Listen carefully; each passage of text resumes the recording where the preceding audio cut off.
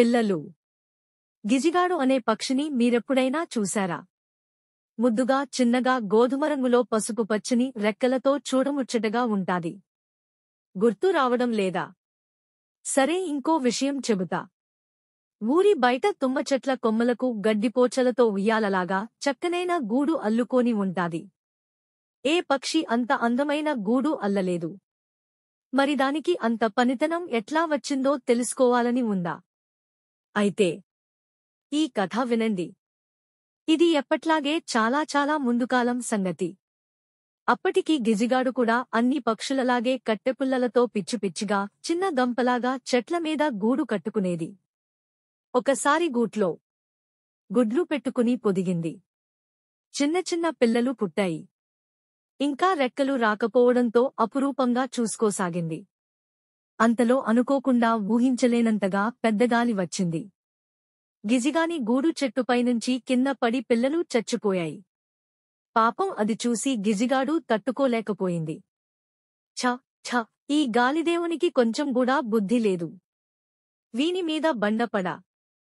చిన్న చిన్న పిల్లల్ని అన్యాయంగా చంపేశాడు అని తిట్టిన తిట్టు తిట్టకుండా నోటికొచ్చిన తిట్లన్నీ తిట్టింది. ఆ మాటలినేసరికి గాలిదేవునికి చాలా కోపమొచ్చింది.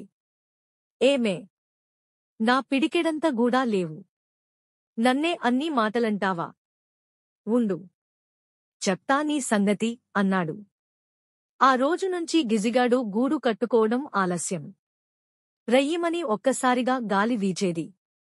ఆ దెబ్బకు గూడంతా చెల్లాచెదరీ పుల్లలన్నీ తలా ఒక దిక్కు పడిపోయేవి. అంతేగాక గాలిదేవుడు అది ఏ చెట్టుమీద గూడు కట్టేదో ఆ చెట్టును కూడా చెల్లాచెదురు చేసేవాడు. దాంతో చెట్లన్నీ భయపడి మా వద్దకు రావద్దంటే మా వద్దకు రావద్దంటూ గిజిగాన్ని తరిమివేసేవి. ఎంత పెద్ద చెట్టు దగ్గరికి పోయినా మేమెంత, మా బతుకెంత. గాలిదేవునికి కోపమొస్తే ఎంత పెద్ద చెట్టైనా సరే కూకటి వేళ్లతో సహా కూలిపోవాల్సిందే అన్నాయి. పాపం గిజిగాడు తిరిగి తిరిగి అలసిపోయింది. అప్పుడు దానికి మర్రి చెట్టు కనబడింది. ఏ పుట్టలో ఏ పాముందో ఎవరికి తెలుసు? దీనిని ఓ మాట అడిగి చూద్దాం. పోయేదేముంది అనుకోని మర్రి చెట్టు దగ్గరికి పోయి జరిగిందంతా చెప్పింది. మర్రి చెట్టు చాలా మంచిది. అప్పట్లో అది కూడా మామిడి చెట్టులాగా వేప చెట్టులాగా చిన్నగానే ఉండేది. కాని దానికి చిన్న చిన్న ఓడలుండేవి. అవి గాలిలో సగం వరకు వేలాడుతుండేవి. మర్రి చెట్టు గిజిగాడు చెప్పిందంతా విని అరెరే, ఎంత న్యాయం! మనిషీతేనేమి దేవుడైతేనేమి బలముంది కదాని మరీ అంత విర్రవీగకూడదు. సరేరా, నా కొమ్మల్లో గూడు కట్టుకుందువుగాని అంది.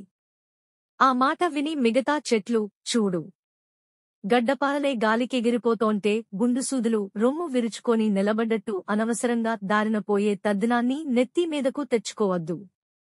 గాలిదేవుని గురించి నీకు తెలీదు అని భయపడించాయి.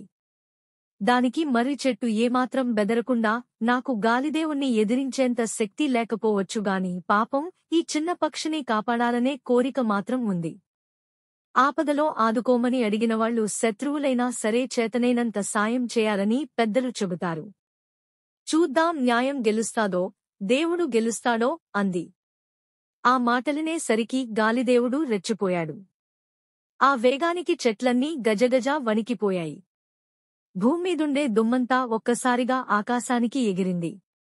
పెద్ద పెద్ద చెట్లన్నీ భయంతో తలలు వంచుకొని వినయంగా నిలబడ్డాయి. కాని మర్రి చెట్టు ఏమాత్రం భయపడలేదు. ఎట్లాగైనా సరే ఆ చిన్న పక్షిని కాపాడాలని వేళ్లతో భూమిని గట్టిగా పట్టుకుంది. కాని నిమిష నిమిషానికి గాలి వేగం పెరిగిపోతా ఉంది. ఆకులన్నీ చెల్లాచెదరైపోతున్నాయి. చిన్న చిన్న కొమ్మలన్నీ ఫటఫటఫట విరిగిపోతున్నాయి. భూమిలో వేళ్లు కదుల్తా ఉన్నాయి. ఏ క్షణమైనా పట్టుతప్పిపోయేలా ఉంది. ఎలా ఎలా ఈ చిన్న పక్షిని కాపాడ్డం ఎలా అని మర్రిచెట్టు తీవ్రంగా ఆలోచిస్తా ఉంటే మర్రిచెట్టుకి మెరుపులా ఆలోచన వచ్చింది. వెంటనే తన శక్తినంతా ఊడల్లోకి పంపుతా వాటిని కొంచెం కొంచెం పెంచసాగింది. చూస్తుండగానే ఊడలు నేలను తాకేంతగా పెరిగిపోయాయి. వెంటనే ఒక్కొక్క ఊడను నేలలోకి దించడం మొదలుపెట్టింది.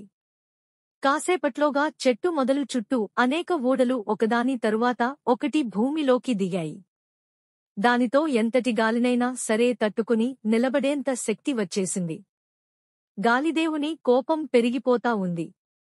మరింత మరింత వేగం పెంచసాగాడు. కాని మర్రిచెట్టును ఏమీ చేయలేకపోయాడు. చివరికి అలసిపోయి నీరసంగా కూలబడ్డాడు. మర్రిచెట్టు మాత్రం నిబ్బరంగా ఊడలను భూమిలోకి దింపుతా, వేళ్లను మరింత లోపలికి పంపుతా, కొత్తగా కొమ్మలు వేస్తా, ఆకులు వేస్తా పెరగసాగింది. ఇంక దానిని ఏమీ చేయలేనని అర్థం చేసుకుని గాలిదేవుడు వెళ్ళిపోయాడు. దానితో గిజిగాడు సంబరంగా, ఇంక నేను నీ కొమ్మల మీద గూడు కట్టుకుని హాయిగా పిల్లలను పెట్టుకుంటాను. నువ్వు తోడుంటే జీవితాంతం ఇంక నన్నెవరూ ఏమీ చేయలేరు అంది. దానికి మర్రిచెట్టు చిరునవ్వు నవ్వి, నిన్ను కాపాడగలను. కాని అవసరమైనప్పుడు, ఆపద వచ్చినప్పుడు ఇతరుల సాయం పొందాలేగాని ఎప్పుడూ వాళ్ల మీదే ఆధారపడి బ్రతకాలనుకోకూడదు. గాలిదేవుడు నిన్ను ఏమీ చేయలేని విధంగా సొంతంగా ఒక గూడు తయారు చేసుకోగలవేమో బాగా ఆలోచించు. ప్రయత్నిస్తే సాధించలేనిదంటూ ఈ లోకంలో ఏదీ లేదు అంది. ఆ మాటలకు గిజిగాడు ఆలోచనలో పడింది. మర్రిచెట్టు చెప్పింది నిజమే. ఎవరి కాళ్ల మీద వాళ్లే నిలబడాలి. లేకుంటే చులకనై పోతాం అనుకుంది. అనేక పక్షులు కట్టుకున్న గూళ్లను పరిశీలించింది. కాని ఏవీ గాలిదేవుణ్ణి తట్టుకునేలా లేవు. ఎలా ఎలా అని ఆలోచిస్తా రకరకాల గూళ్లను తయారు చేయసాగింది. కాని ఏ ఒక్కటీ నచ్చడం లేదు. అది నిరాశపడినప్పుడల్లా మర్రిచెట్టు, పరవాలేదు మిత్రమా. ఒక్కరోజుతో ఎవరూ ఏమీ సాధించలేరు. ప్రయత్నించు అంటూ ఉత్సాహపరచసాగింది. ఒకరోజు గిజిగాడు ఆలోచిస్తా ఉంటే దానికి ఒక నత్త కనబడింది. అది అందులో భద్రంగా దాక్కోవడం గమనించింది. నిజమే.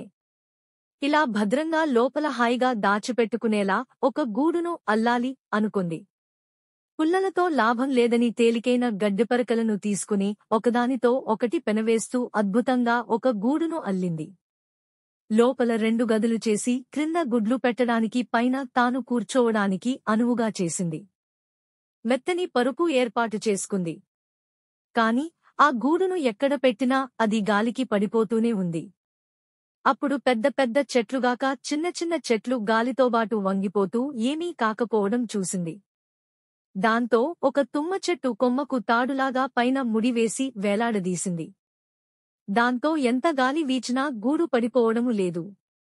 అది చూసి మర్రిచెట్టు, శభాష్ మిత్రమా, సాధించావు అని మెచ్చుకుంది. అది చూసి గాలిదేవునికి చాలా కోపమొచ్చింది. దానిని పడగొట్టాలని వేగంగా వీయసాగాడు. కొమ్మ వంగుతా ఉంది. గూడు ఊగుతా ఉందే గాని కొంచెం కూడా చెక్కు చెదరలేదు. ఆఖరికి ఒక చిన్న పక్షిని కూడా ఏమీ చేయలేకపోతున్నానే అని బాధపడి వానదేవుని దగ్గరికి పోయాడు. మిత్రమా, నాకు చాలా అవమానంగా ఉంది. నన్నంటే ఎదిరించారుగాని మనిద్దరం కలిసి ఒకేసారి వస్తే ఎట్లా తట్టుకుంటారో చూద్దాందా అని పిలుచుకోనొచ్చాడు. అది చూసిన మర్రిచెట్టు, స్వాముల్లారా, మీకు చెప్పేంతదాన్ని కాదు. అట్లాగే కలకాలం ఎదిరించి నిలబడేంత శక్తి ఉన్నదాన్నీ కాదు. ఏదో పాపం. కడుపు తీపితో కళ్ల ముందే కన్నబిడ్డలు చచ్చిపోతే తట్టుకోలేక 4 మాటలు తిట్టిందే అనుకో. దానికి ఇంతగా సాధించాలా? తప్పు చేసినా కన్నబిడ్డలా కడుపులో పెట్టుకొని కాపాడుకునేటోళ్లు దేవుళ్ళవుతారుగాని కన్నుమెన్ను గానక పగబట్టి పూనకం వచ్చినోళ్ల మాదిరి ఊగిపోయేటోళ్లు దేవుళ్ళెలా అవుతారు అంది. ఆ మాటలకు గాలిదేవుని మనస్సు కళుక్కుమంది. చేసిన తప్పు తెలుసుకోగానే కళ్లనుంచి నీళ్లు జలజలా కారాయి. మౌనంగా తలొంచుకొని వానదేవునితో కలసి తిరిగి వెళ్ళిపోయింది.